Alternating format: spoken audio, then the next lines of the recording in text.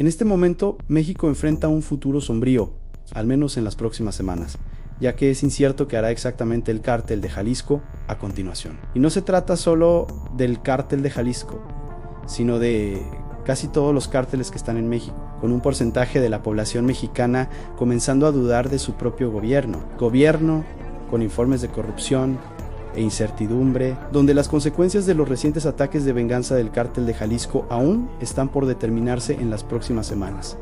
Aparte de lo que ya ha sucedido, inmediatamente después, miembros del CJNG inundaron carreteras y calles de la ciudad, estableciendo bloqueos de carreteras en llamas con camiones de carga, autobuses y vehículos privados secuestrados. Las fuerzas de seguridad confirmaron aproximadamente 250 de ellos en todo el país. Se reportaron incidentes en Jalisco y otros 19 estados, incluidos Michoacán, Guanajuato, Colimao, Tamaulipas, Aguascalientes, Zacatecas y Sinaloa. La Agencia de Seguridad de México reportó 252 bloqueos en todo el país y para las 8 de la noche, 23 aún no habían sido despejados. Esto no fue solo caos, fue una respuesta coordinada y estilo militar de un cártel que había pasado años preparándose para este momento. Y lo que se desarrolló durante las siguientes 24 horas sacudió a México hasta sus cimientos, dejó varados a miles de inocentes,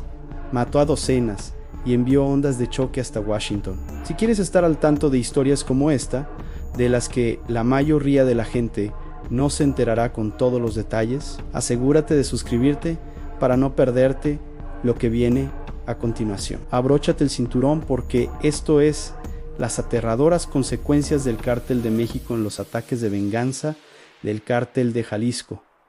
Vamos al grano. Antes de adentrarnos en la destrucción, hablemos del hombre cuya muerte inició todo esto, porque si no entiendes quién era el Mencho, no entenderás del todo por qué lo que sucedió después fue tan aterrador. Nemesio Rubén Oseguera Cervantes, nacido el 17 de julio de 1966 y conocido por su alias El Mencho, fue el líder del cártel Jalisco Nueva Generación. Era la persona más buscada en México y una de las más buscadas en Estados Unidos al momento de su muerte. Ex policía y agricultor de aguacate. Cofundó el CENG alrededor de 2007 y lo convirtió en lo que el FBI considera la organización de tráfico más poderosa de México, responsable de la mayor parte de la cocaína, heroína, metanfetamina y fentanilo que ingresa a Estados Unidos. Cultivó un aire de misterio durante su reinado, manteniendo un perfil tan bajo que todas las fotografías conocidas de él tenían décadas de antigüedad. Dirigió uno de los imperios criminales más peligrosos del mundo y logró permanecer prácticamente invisible durante años. Los gobiernos de Estados Unidos y México ofrecían recompensas de hasta $15 millones y 300 millones de pesos respectivamente por información que condujera a su arresto. Así de desesperados lo buscaban, y el 22 de febrero de 2026 finalmente lo atraparon. Las fuerzas de seguridad mexicanas se coordinaron con la Fuerza de Tarea Conjunta Interagencial Anticartel de Estados Unidos, que brindó apoyo de inteligencia en la planificación de la misión. En los días previos a la operación, la inteligencia militar rastreó los movimientos de un socio de confianza vinculado a una pareja sentimental de Oseguera. El 20 de febrero, los datos de esta vigilancia indicaron que el socio había transportado a la pareja a una residencia dentro de Otapao Country Club, un exclusivo complejo residencial privado en el municipio de Tapalpa, Jalisco, donde se creía que Oseguera se alojaba. Las fuerzas de seguridad confirmaron que el socio se reunió con Oseguera en la propiedad antes de partir el 1 de febrero.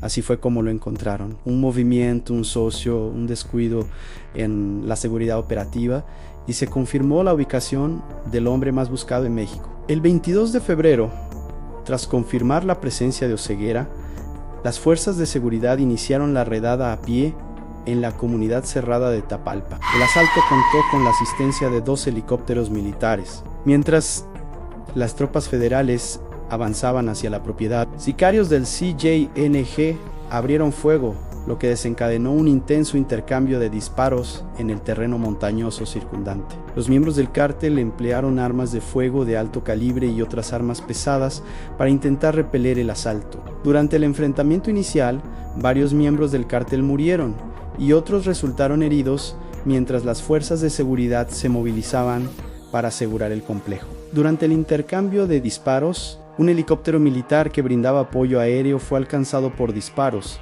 lo que lo obligó a realizar un aterrizaje de emergencia en la cercana Sayula. Las fuerzas de seguridad finalmente localizaron a Oseguera, escondido entre la maleza del bosque circundante, y se enfrentaron a su equipo de seguridad, durante el cual resultó gravemente herido.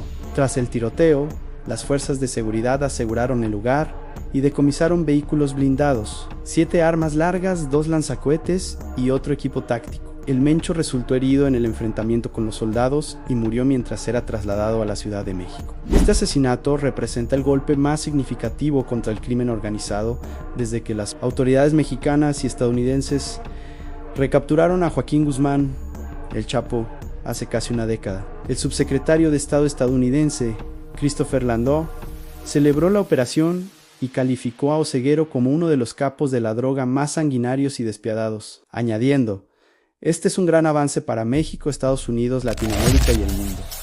Ahora bien, aquí es donde se pone oscuro, porque matar a El Mencho no trajo la paz, trajo todo lo contrario. Hablemos del número de muertos, porque estas cifras deben decirse en voz alta. Las autoridades confirmaron que al menos 25 miembros de la Guardia Nacional murieron durante la violencia de represalia, y en total murieron alrededor de 70 personas, incluyendo fuerzas de seguridad, presuntos miembros de cárteles y civiles atrapados en el caos. 25 miembros de la Guardia Nacional murieron en 6 ataques separados en Jalisco tras el operativo, entre ellos el capitán Leonel Cardoso Gómez, quien fue asesinado por un coche bomba. Alrededor de 30 miembros de cárteles murieron en Jalisco y 4 más en Michoacán. Al menos otras 3 personas murieron en los enfrentamientos, incluyendo un agente de la Fiscalía del Estado de Jalisco, un guardia de prisión y una mujer civil que no ha sido identificada públicamente. Y quiero detenerme aquí por un segundo,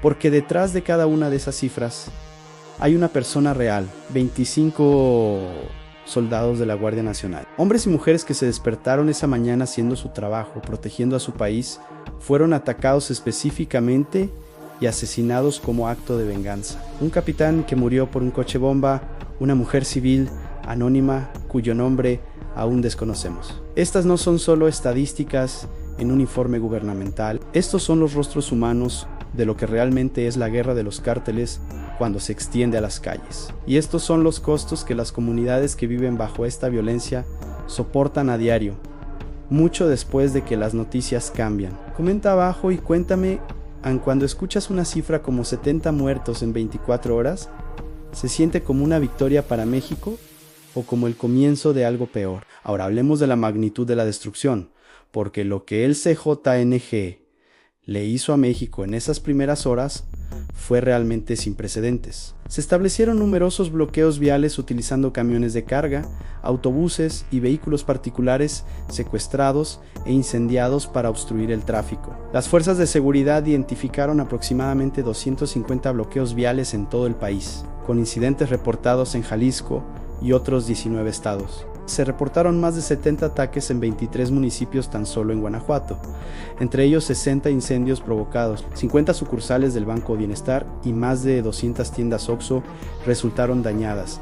Se incendiaron gasolineras, farmacias, supermercados, centros comerciales y junto a las barricadas en llamas, el cártel colocó clavos para neumáticos en las carreteras. Como aparentemente incendiar el país no era suficiente, también querían asegurarse de que nadie pudiera salir de él.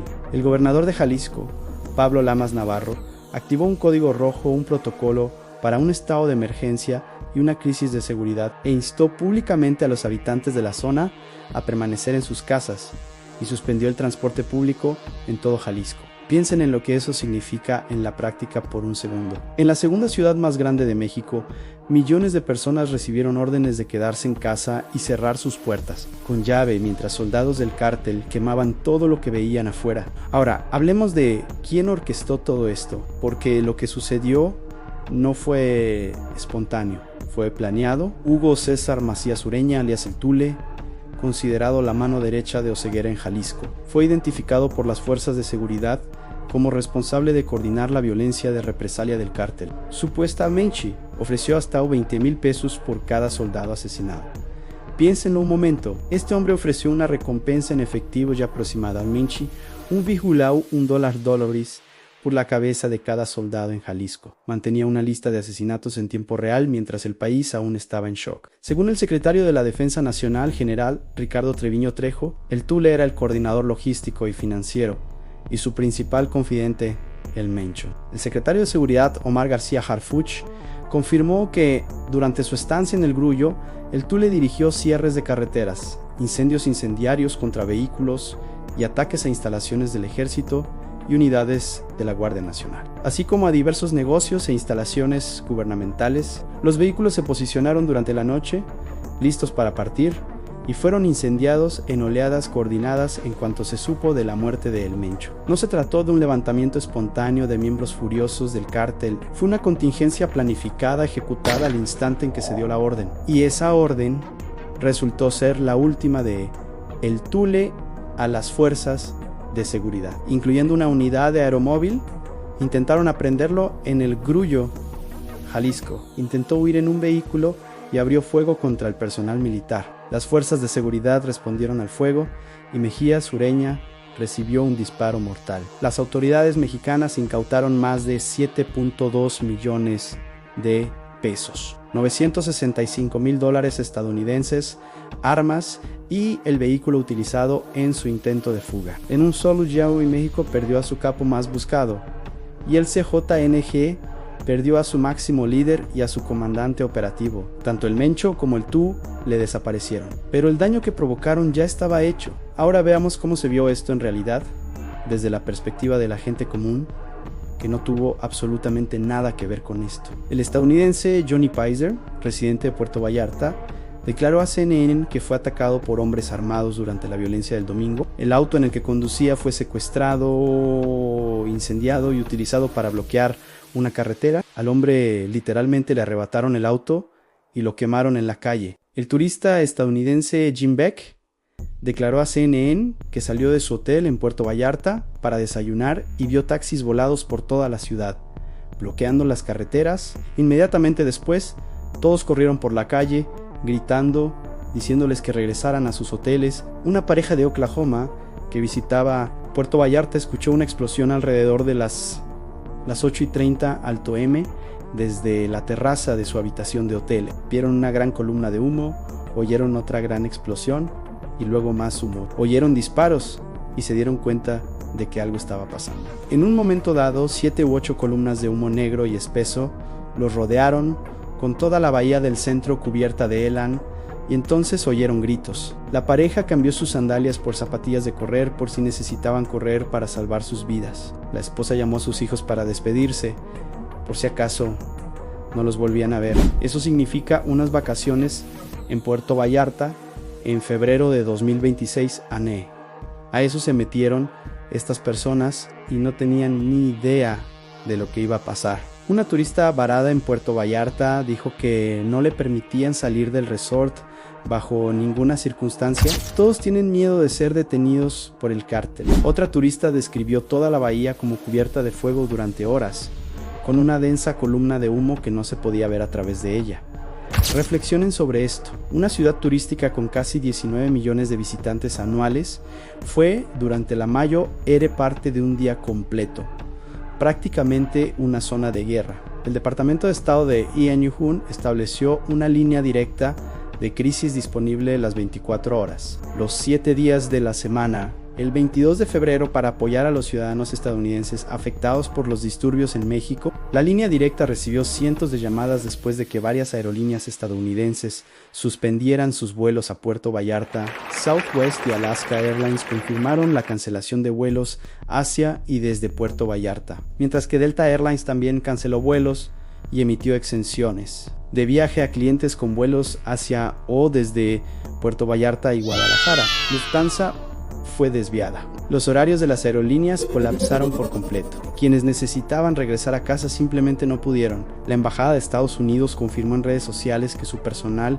en 8 ciudades del estado de Michoacán se resguardaría y trabajaría a distancia. Y aquí es donde la historia se vuelve especialmente desgarradora, porque no se trataba solo de turistas. La ola violenta del CYNG dejó varados a 1080 turistas en el zoológico de Guadalajara. Los visitantes varados provenían de otros estados vecinos a Jalisco y habían llegado la mañana del domingo antes de que estallaran los actos violentos. No pudieron regresar a sus lugares de origen debido a los bloqueos narco desplegados en toda la ciudad. El director del zoológico confirmó: tenemos 1080 personas de todas las edades, desde bebés hasta adultos mayores, resguardadas en el zoológico de Guadalajara. Personas de estados vecinos como Colima, Guanajuato, Nayarit, Zacatecas, Aguascalientes y Michoacán, que tradicionalmente visitan el lugar los fines de semana. Más de 1000 personas se quedaron atrapadas durante la noche, durmiendo en autobuses.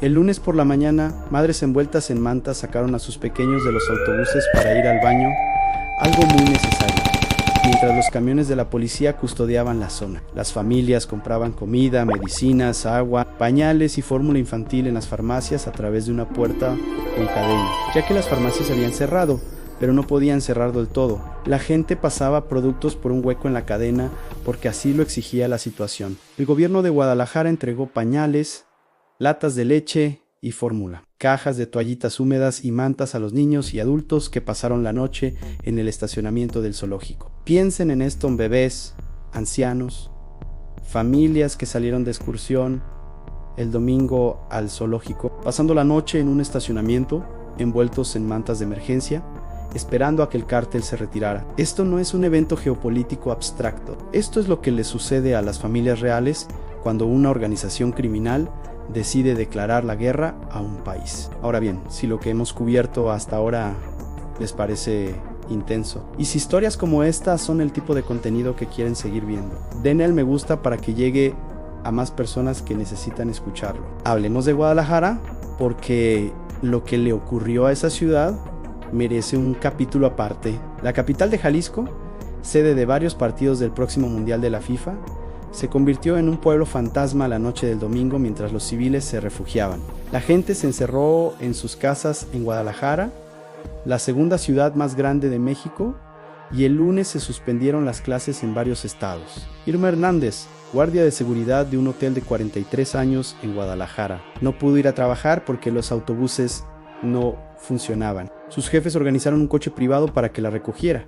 Su familia se quedó en casa, demasiado asustada para irse, y ella dijo algo que se les queda grabado: estoy preocupada porque no sé cómo llegar a casa si pasa algo. Así lo veía la gente común, no turistas con seguro de viaje y líneas directas de embajadas, residentes de clase trabajadora de una gran ciudad que solo necesitaban llegar sanos y salvos a sus trabajos y a casa. No pudieron hacer ninguna de las dos cosas. Mientras tanto, cerca de la frontera con Texas, el Departamento de Estado de Anhu advirtió a los estadounidenses en Jalisco, Tamaulipas, Michoacán, Guerrero y Nuevo León que permanecieran en lugares seguros debido a los operativos de seguridad en curso. El aeropuerto de Reynosa y las carreteras del cruce fronterizo cerca de Texas fueron bloqueadas. Las repercusiones de esto llegaron hasta la frontera entre Anuán y México. Ahora, analicemos el panorama estratégico más amplio, porque lo que suceda a continuación podría ser incluso más peligroso que lo que acaba de ocurrir. El CYNG tendrá que reestructurarse internamente y mantener intactas sus capacidades operativas. O las facciones podrían dividirse, lo que provocaría guerras internas por el control de la organización criminal y sus territorios. La fractura y diversificación de los grandes grupos del crimen organizado ha ocurrido varias veces en México y generalmente se asocia con mayores niveles de violencia. Permítame repetirlo, porque es importante. Cuando los grandes cárteles se desintegran, la violencia no disminuye. Suele aumentar dramáticamente, el analista de seguridad mexicano. David Saucedo declaró a CNN que prevé que los comandantes se enfrenten a una guerra de sucesión para determinar quién tomará el control de la organización, aunque no descartó la posibilidad de un acuerdo entre los altos mandos. Dicho acuerdo no garantizaría necesariamente la paz. El cártel podría adoptar una postura de guerra total contra el Estado mexicano, advirtió. Si interpreta la operación como un exterminio en lugar de una captura, los analistas señalan que el hijastro de El Mencho Juan Carlos González Valencia, quien supervisa el ala paramilitar del cártel, es visto como un probable sucesor. Pero si no logra consolidar el control, múltiples comandantes regionales podrían escindirse, lo que podría desencadenar una guerra interna y niveles récord de violencia. Y esta es la cruda realidad. El hermano Mayo de El Mencho, Abraham, conocido como Don Rodo, fue recapturado por las autoridades mexicanas en febrero de 2025, considerado uno de los fundadores del CNG.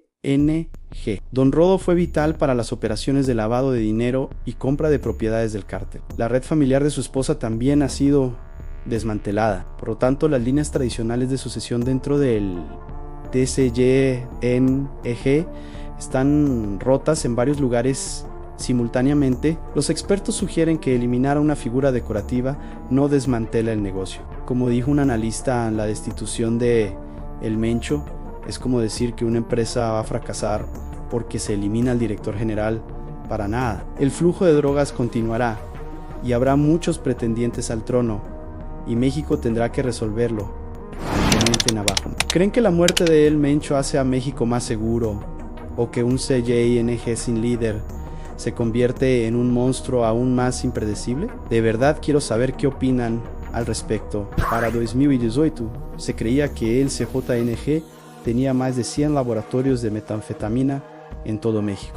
Según el valor promedio en la calle, su comercio podría generar más de 8,000 millones de dólares en cocaína y 4,6 mil millones de dólares en metanfetamina cristalina cada año. Esa infraestructura no desaparece con la muerte de un hombre. Los laboratorios siguen funcionando, las rutas siguen abiertas, los soldados rasos siguen ahí. Gran parte de la influencia del cártel se basa en la movilidad, la intimidación y las alianzas estratégicas, más que en un control territorial arraigado, lo que significa que también es muy adaptable. Esta organización fue diseñada para sobrevivir a las disrupciones de liderazgo. La muerte del Mencho podría desencadenar un efecto dominó en los países latinoamericanos que forman parte de la red de producción y exportación de cocaína del cártel, en particular en Ecuador y Colombia. La competencia regional por las rutas y el control territorial podría generar tensiones y renegociaciones que afecten directamente las operaciones de los socios del CNG en Guatemala. Ya ha desplegado fuerzas en su frontera norte por temor a una expansión del cártel hacia Chiapas. Ya no es un problema exclusivo de México. Nunca lo fue. Analistas de seguridad creen que este podría ser el momento en que los grupos rivales vean que el cártel está debilitado y quieran aprovechar la oportunidad para expandir su control. Este podría ser el momento en que esos otros grupos vean que el cártel está debilitado y quieran aprovechar la oportunidad para tomar el control del cártel Jalisco en esos estados, dijo un analista. El CJNG actualmente lucha contra el cártel de la Nueva Plaza por Guadalajara, los Viagras y la familia michoacana por Michoacán, y contra el cártel de Sinaloa por Baja California, Sonora y Zacatecas. Y ahora cada uno de esos rivales acaba de ver cómo los dos principales líderes de su enemigo fueron eliminados en el mismo lapso de 24 horas. Si crees que esas organizaciones no se están movilizando ahora mismo, no estás prestando atención. Ahora hablemos de algo que no ha recibido la suficiente atención en esta historia a la Copa Mundial de la FIFA 2026. La muerte del Mencho desató de inmediato el temor a una nueva ola de violencia en México y la posibilidad de batallas internas por la sucesión en el cártel. Todo mientras Jalisco se prepara para albergar parte de la Copa Mundial de 2026 en Guadalajara. La capital de Jalisco tiene programados 4 partidos en junio, incluyendo uno con la Selección Nacional de México. Las autoridades esperan alrededor de 3 millones de visitantes, menos 3 millones de personas que se dirigirán a la ciudad que acaba de ver 250 barricadas en llamas iluminar sus carreteras, a la ciudad donde familias pasaron la noche en el estacionamiento de un zoológico y compraron fórmula a través de la puerta de una farmacia cerrada con cadena. Los analistas afirman que el gobierno mexicano enfrenta el reto de demostrar que puede desmantelar el liderazgo del cártel y contener la violencia subsiguiente antes del evento mundial. Es probable un despliegue masivo de seguridad y no se puede descartar algún tipo de entendimiento entre las autoridades y los grupos criminales dijeron los analistas. Pensemos un momento, no se puede descartar un entendimiento entre las autoridades y los grupos criminales. En términos de analistas expertos, esto significa el gobierno mexicano podría tener que llegar a un acuerdo con el cártel para mantener la paz el tiempo suficiente para sobrevivir al mundial. Y honestamente, dado todo lo que hemos visto en las últimas 24 horas, ¿realmente se les puede culpar por considerarlo? Como lo expresó un analista mexicano, desde que la presidenta Sheinbaum asumió el poder, el ejército ha sido mucho más agresivo y combativo contra los grupos criminales en México. Esto le está indicando a Estados Unidos que si seguimos cooperando y compartiendo inteligencia, México puede lograrlo. No necesitamos tropas estadounidenses en territorio mexicano. Ese es el cálculo político. Esta operación es en parte un mensaje a Washington,